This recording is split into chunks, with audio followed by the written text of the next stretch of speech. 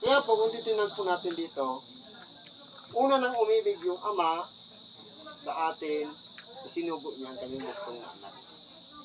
At dahil din sa dakilang pag-ibig na binigay ng ating dakilang Panginoon, na hindi niya ipinagkait ang kanyang buhay alang-alang sa bawat isa sa atin. Sabi dito, sapagkat kung paanong ibinibangon ng Ama ang mga patay at sila'y binubuhay, gayon din naman binubuhay ng anak ang kanyang mga ibigin. Ngayon, ang ating dakilang Panginoon namatay. Pero po, bago niya gawin ang sino mang naisin niyang kinakailangang buhayin, kinakailangan munang ang mangyayari po niyan, una siyang dapat maging pangunahing bunga ng pagkabuhay na mag-uli sa mga patay.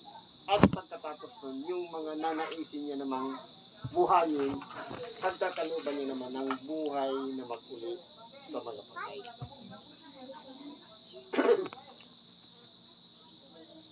Sabi dito, sapagkat ang Amay hindi humahatol sa kaninumang tao, kundi ipinagkaloob niya sa anak ang buong paghatol. Totoo po. Kasi po, magiging makatwiran ang paghatol kung ibibigay sa kanyang anak ang karapatang humatol. Dahil ang kanyang bugtong na anak, naranasan niya ang mabuhay bilang isang tao. Kung papaano ang hirap, ang sakit, ang mga kinakaharap ng mga tao, naramdaman po lahat yun ng ating dakilang Panginoon. Yung mga tiisin, ang mga pagdurusa dito sa ibabaw ng sanlibutan. Kaya, yung karapatan sa paghatol, ibinigay niya sa kanyang bugtong na anak na walang iba. Ito'y si Kristo na ating sinasampalatayanan, na ating pinagsasaligan ng ating pananampalataya, na inalalakip natin ang ating sarili sa Kanya sa pamamagitan ng pagsuko, pag-surrender, na kumbaga tayo po na mga dating makasalanan, sinusuko natin ang ating buhay sa ating dakilang Panginoon, nangangahulugan lamang na tayo ay nagpapasakop sa anak ng Diyos, sa makatuwid bagal kay Kristo. Para ano? Upang papurihan ng lahat ang anak, na gaya rin ng kanilang pagpapapuri sa Ama. Ang hindi nagpapapuri sa anak ay hindi nagpapapuri sa Ama na sa Kanya'y nagsuko. Ngayon, magtatanong tayo. Magiging, sabi nga, ako ang Diyos na mapanibughuin. Ngayon, kung tayo po ay papupurihan natin ang anak, magiging mapanibughuin ba ang Ama? Hindi po. Kasi inilagay niya ang kanyang sarili sa kalagayan ng ating dakilang Panginoon. Dala-dala niya kasi ang kanyang pangalan.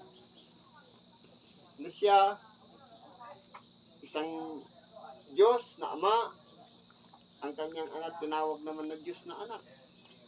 Sa makatuwid, isa sila sa layunin. Isa sila sa adikain, sa purpose, na walang iba. Maganap ang sarili niyang kalooban na walang iba. Ang tao'y muling maibalik sa Diyos. Kaya nga po, bitbit ng ating dakilang Panginoon ang kaluwalhatian yan, ang pangalang yan. Para kahit papurihan man natin ang anak, para na rin pinapupurihan natin ang anak. Kung papurihan man natin ang Ama, papupurihan din natin ang anak. Kasi po, hindi siya makakaabot yung papuri sa Ama kung hindi natin gagamitin yung tinatawag na pinakadaan. Walang iba ang ating dakilang Panginoon. Na lahat ng papuri sa Ama, idinadaan natin sa pangalan ng bugtong na anak ng Diyos sa makatuwid bagay, si Kristo. Sabi dito, katotohanan, sinasabi ko sa inyo, ang dumirinig ng aking salita at sumasampalataya sa Kanya na nagsugo sa akin ay may buhay na walang hanggan. Ngayon po, napakinggan na natin kanina yung sinasabing buhay na walang hanggan. Kailan po natin yan matatanggap? Sa pagbabalik pa ng ating dakilang Panginoong Jesucristo. Ibig sabihin, mayroon pang time, mayroon pang pagkakataon para ang tao, hindi man tayo, o sila man, lahat ay makasumpong sa kanyang sarili upang magkaroon din ng pag-asa dito sa tinatawag na buhay na walang hanggan. Ngayon, paano natin tatanggapin ang buhay na walang hanggan? Una, ang dumirinig ng aking salita. Ibig sabihin, kahit may makita tayong tagapangaral ng salita ng Diyos, hindi niya pinapupurihan ang kanyang sarili, kundi ginagamit ang bibig upang basahin ang banal na kasulatan at ibahagi yung kahulugan o mensahe. Ibig sabihin yan, hindi ka dumirinig sa boses ng nagsasalita, kundi doon sa mensahe na sinasabi ng tagapangaral na iyon ay nakabasay sa banal na kasulatan at ibinubuhos naman ng Espiritu Santo upang magkaroon ng koneksyon sa ating mga tainga. Para pag nilay-nilayan natin, pakiramdaman, at ito'y pagsikapan natin makapasok sa ating puso upang sa ganon maramdaman natin ang tunay na kahulugan kung tayo nga ba ay mayroong tinatawag na ginagamit natin ng ang ating tainga sa makabuluhang bagay na walang iba. Pinapakinggan natin at inuunawa ang mensahe na ating napapakinggan. Ano pa pang isa? At sumasampalataya sa kanya na nagsugo sa akin. Dapat nating sampalatayanan yung nagsugo sa ating dakilang Panginoon. Walang iba ang Diyos na Ama na makapangyarihan sa lahat. Ibig po palang sabihin, lahat tayo ay humahanap ng magandang resulta sa ating buhay. Na dapat sa pagbalik niya, tatanggapin natin yung buhay na walang hanggan. Ang susi pala, sampalatayanan yung nagsugo sa anak, sa pangkatuwid bagay ang ama, at pakinggan natin ang lahat ng salitang ipinangaral ng ating dakilang Panginoon. Na para ngayon ginagawa natin, nire-revive. Kumbaga, binubuhay na mag-uli. Upang sa ganon, ang salita ng Diyos na nakalimbag dito sa mga banal na kasulatan, magkaroon ng koneksyon sa bawat isa sa atin. Kasi po ang tao, iba-ibang level, iba-ibang taon, ipinanganganak. Kaya nga, sabi niya kanina, ang buhay ng tao parang isang aso, parang isang damo na dumadaan ng kariktan, kagandahan, ang kaluwalhatian ng tao, pero dumarating din na minsan nauupos kapag humihina na, lalo pinakapitan ng karamdaman, minsan po hanggang doon na lang ang limitasyon ng buhay. Kaya, huwag nating sayangin yung oras. Tayo ay lumalakad saan man tayo pumaroon. Ano man ang gagawin natin, napakaraming simbahan. Mapa-online, may video, ibanghilyo.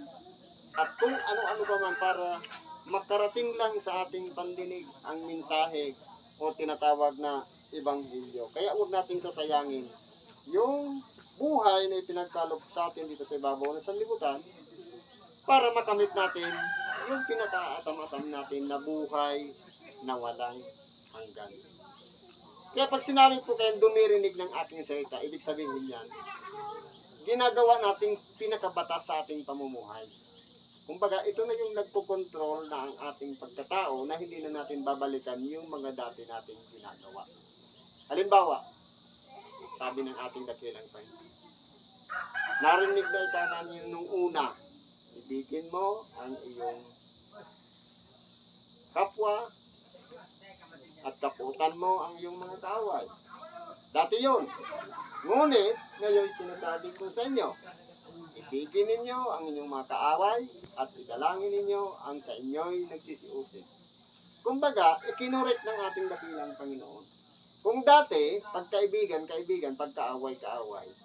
Ngayon, hindi na. Yung kaibigan, kaibigan, yung kaaway, kaibigan pa rin. At kung gumagawa man siya ng masama sa atin, huwag natin gantihan ng masama. Kundi idalangin natin siya. Nang sa ganon, magliwanag ang kanyang pag-iisip, maunawaan niya na ang kanyang ginagawa pala ay isang masama at pagsisihan niya at lumapit sa atin, sorry sa nagawa ko. Di ba ka? Napakasarap pakinggan kapag may lumalapit sa atin na humihingi ng tawad. Ayan, tuloy natin. Ngayon, nasisiguro na ng bawat dumirinig ng salita at nananampalataya sa kanya na nagsugo, na makatuwid bagay Ama, ang may buhay na walang hanggan. At hindi na mapapasok sa paghatol, kundi lumipat na sa kabuhayan mula sa kamatayan. Kaya, doon sa mga nasecure na, nananampalataya na sa Diyos na Ama, at pinapakinggan ang aral o salita ng Diyos ng anak, may buhay na walang hanggan. Kumbaga, hindi na siya kakatulan. Kasi po, nakamit niya na ang buhay na walang hanggan.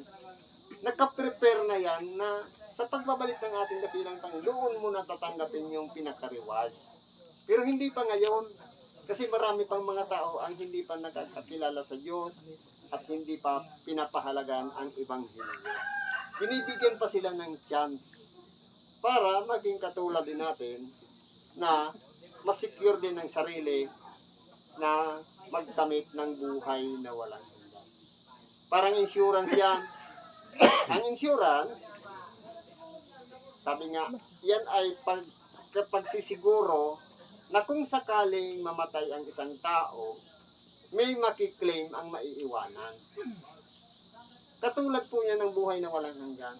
Hindi mismo yung pamilya o kamag-anakan ang magbibenepisyo, kundi yung mismong may katawan. Siya ang tatanggap ng benepisyo ng buhay na walang hanggan. Kaya, bawat isa sa atin, magtatamit noon. Gawin lang natin ang proseso.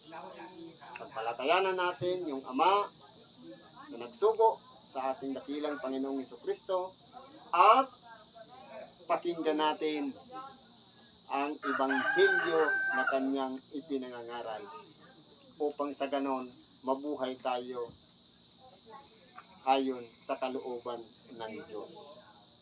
Kasi po ang pakikinig ng Ebanghelyo hindi lang po yung tagos sa kabila, labas sa kabila. Hindi, dapat pagsabayin natin yung dalawang tainga hanggang sa magpanagpo sa gitna at papasukin natin sa puso ang aral ng Ebanghelyo.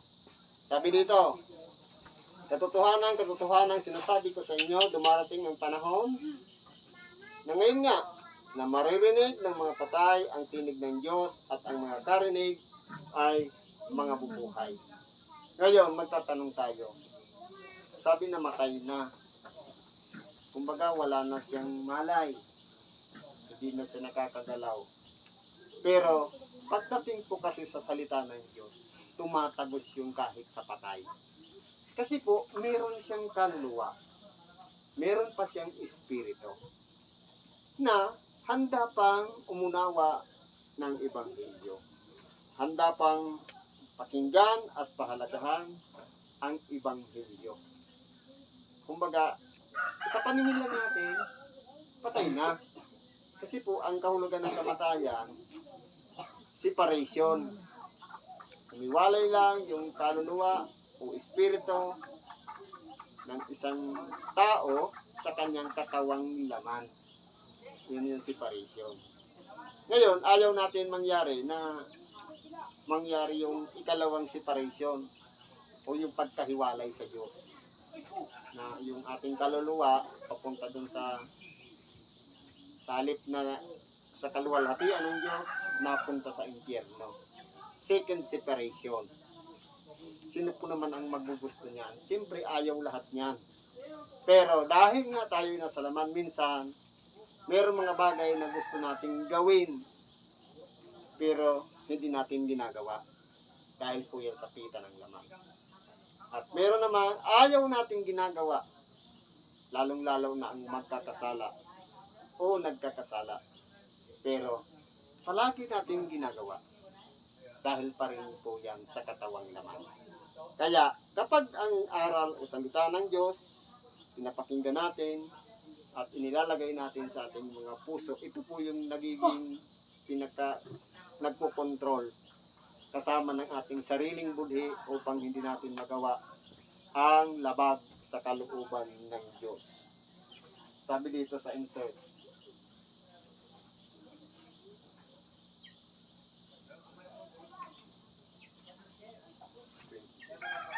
sapagkat kung paanong ang Ama ay may buhay sa kanyang sarili, ay gayon din naman pinagkalooban niya ang anak na magkaroon ng buhay sa kanyang sarili. Ibig po palang sabihin, ang Ama meron siyang sariling buhay. Ganon din ang anak. Pinagkalooban niya.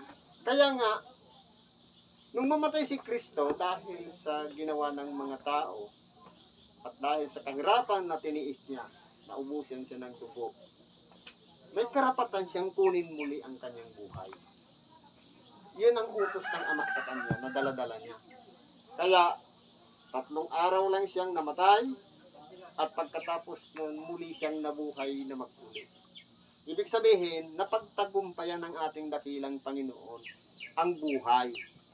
Sa makatuwid, dati noon kasi ang tao, ni maski ngayon, sa ordinaryong tao, kapag ang tao nabuhay sa ibabaw ng sanlibutan, magtatapos po talaga ang buhay sa kamatayan.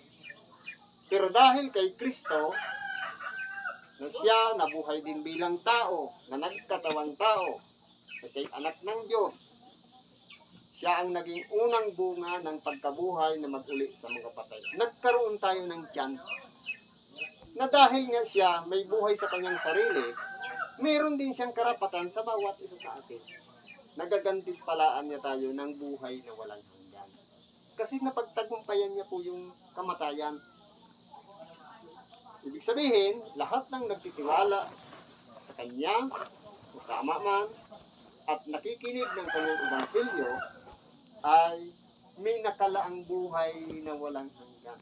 Kaya nga, ang lahat ng mga nagpapasakop sa Diyos, sumusuko sa Kanya. Meron siyang mga tanda na inilalagay sa makatuwid baga, yung Espiritu Santo, na pagkakakilanlan, na pag-aari tayo niya. May experience natin yan. Ang gagawin lang natin, isusuko natin ang ating sariling buhay.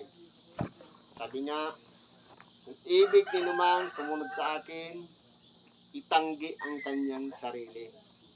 O limutin ang ukol sa kanyang sarili. Pasanin ang kanyang cross at sumunod sa akin. Gusto nating sundan ang yapak na ginawa ng ating dakilang Panginoon. Pero may proseso. Kinakailangan lahat ng koneksyon sa ating buhay, ignore natin yan. Kapag kaharap natin si Kristo. Halimbawa, nasa araw tayo ng pagsamba. Kinakailangan isa-sacrifice natin yung trabaho, isa-sacrifice natin yung connection sa pamilya, isa-sacrifice natin yung buhay dito sa ibabaw ng sanlibutan. Ibig sabihin, siya muna. Focus tayo sa connection natin kay Lord.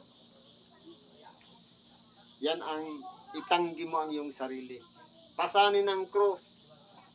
Ito na yung responsibilidad, obligasyon na walang iba. Sundan natin kung ano ang nilalaman ng ating puso. Kung tayo'y tinawag ng Diyos na para sa isang sa mga tungkulin o gawain patungkol sa kanyang ikaluluwalhati, yun po ang mas lalo nating pahalagahan. Kinakailangan nating may isasakripisyo. Ngayon, ano-ano ang mga isasakripisyo natin? Una, pamilya. Sabi nga ng ating dakilang Panginoon, ang umibig sa kanyang ama, ina, kapatid na lalaki o babae man, anak, o sino pa man na may koneksyon sa buhay natin, nang higit kaysa sa akin ay hindi karapat-dapat sa akin. Ibig sabihin, ang gusto ng ating dakilang Panginoon, priority natin siya. Ang pamilya, pangalawa na lang. Yan po ang ibig ng ating dakilang Panginoon.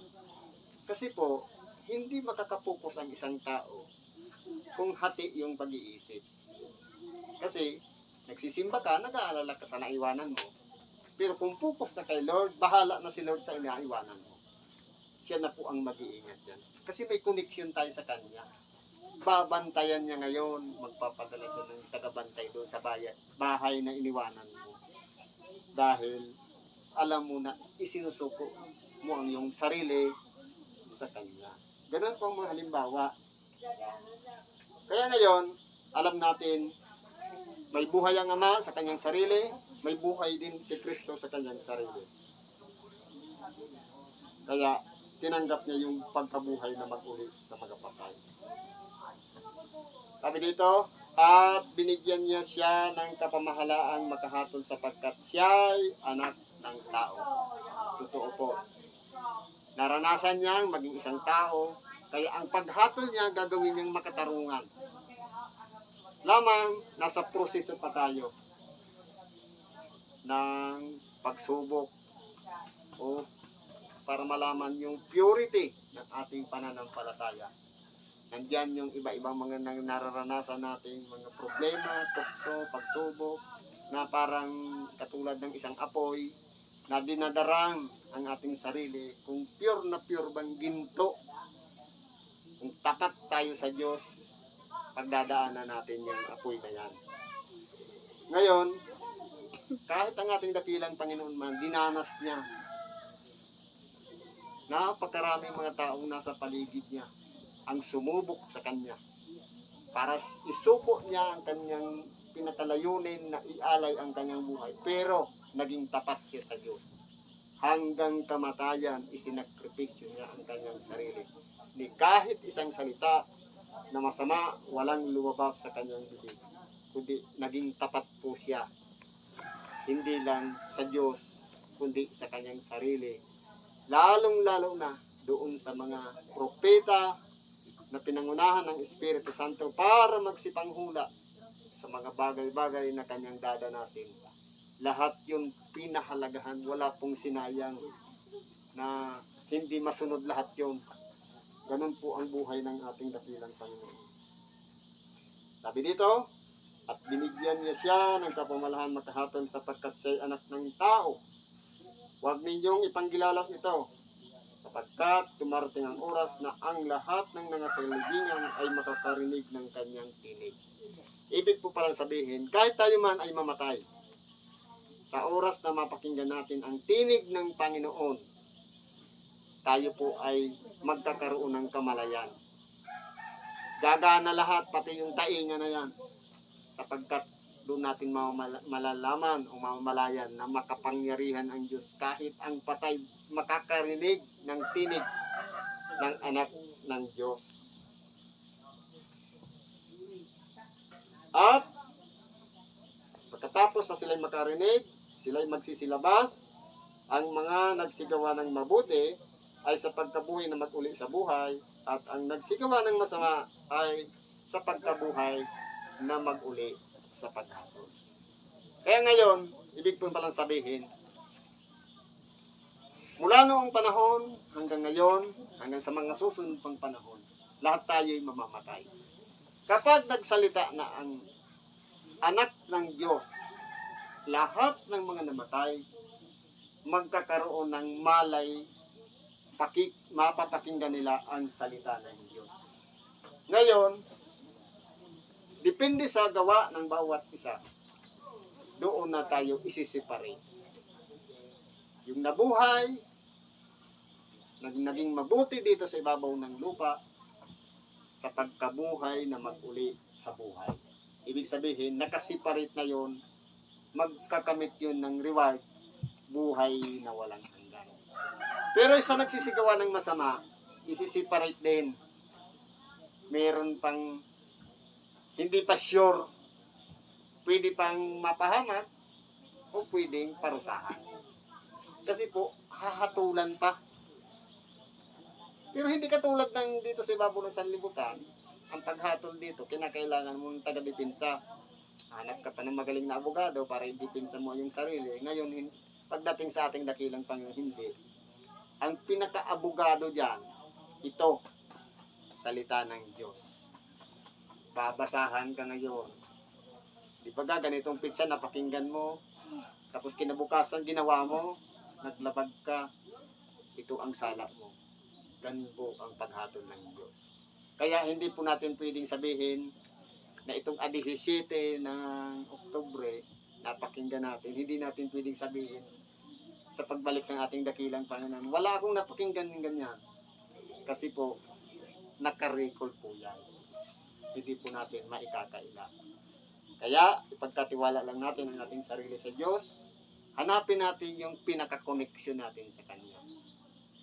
Maraming mga tao ang sinugo upang ipangaral ang salita ng Diyos. Naway, sa lahat ng mga sinugo na yan, merong nahihikayat, merong nagbabalik loob sa Diyos at nagpapatuloy na muli sa pagsunod sa kalooban ng Diyos. Ito po yung pinakamagandang resulta na dapat nagkakabunga ang bawat pagod, bawat sakripisyo na may nahihikaya tayong nagsisisi at nagbabalik loob sa Diyos. Siguro po hanggang dito lang pagkibagi natin. Salamat sa Diyos at ang buong samahan ng Jesus Christ Truth ay nakikisa sa pagdalamhati ng pamilya Amata dito po sa lugar ng San Pedro, Arun. Ang po ng aking kasamahan ay nakikisa, naway tanggapin natin sa ating sarili ng buong maluwag ang pangyayari, sapagkat sabi nga, ang buhay ng tao may limitasyon lang, una-una lang. Yun na yung hangganan ng kanyang buhay. Ang mahalaga po, mahanap niya rin yung daan patungo doon sa buhay na walang hanggan. Salamat sa Diyos at mapagpalang hapon sa bawat isa. Amen.